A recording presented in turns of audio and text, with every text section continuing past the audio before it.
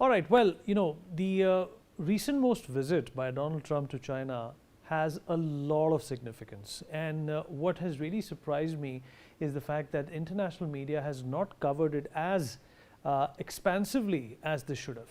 Well, Donald Trump went to China and he made this visit after almost a decade.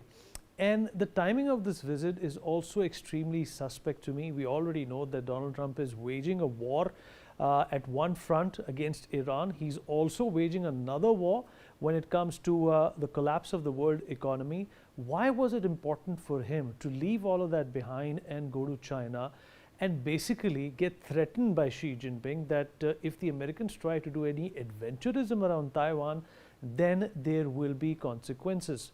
What I feel that Donald Trump went to China is for a couple of reasons. Number one, he wants to start a new narrative when it comes to America's equation with China. We all know that the American economy is deteriorating severely. America, being one of the largest exporters of crude oil, has had more hikes when it comes to oil and gas as compared to India, which really, imports most of its oil needs either from the Middle East, from Russia, and some other countries as well. So I think Donald Trump had gone to China to change the narrative and perhaps even get the conversation back as a fight between America and China in terms of economies. Because remember, folks, the midterm elections in the United States are not very far away. He does not want to do anything about Iran at this point in time. His ego is stuck. He does not want to relent to all the conditions that he's made in front of Iran. He's going to wait for them. But until that happens, how do you distract the American populace? Well, you do that by visiting China. Secondly, I also think that Donald Trump has had some rethink over the unfair tariffs that he had imposed on China. As a result of that, the consequences for the American economy have been extremely severe.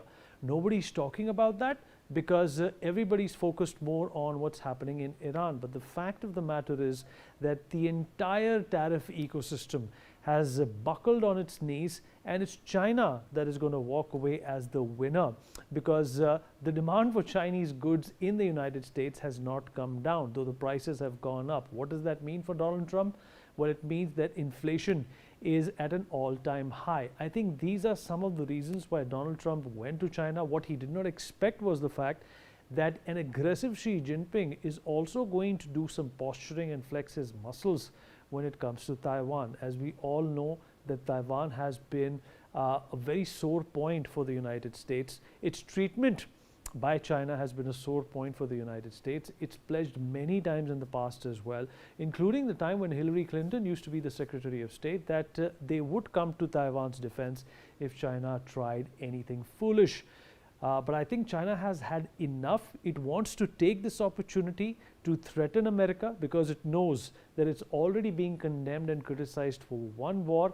It will not get into a second war. And what it has done for Xi Jinping is the fact that his bravado, as well as his face-off against the Americans, is going to be highlighted because there is a meeting of the Chinese Communist Party to figure out what the next steps are going to be in Xi Jinping's presidency. So out and out, this geopolitical game is only getting started now. We should wait and watch if Donald Trump is actually going to start Operation Epic Fury 2.0, or was that just gaffe, something that Donald Trump is very popular for. Thank you for watching. For more such videos, subscribe to the NewsX YouTube channel, hit the bell icon.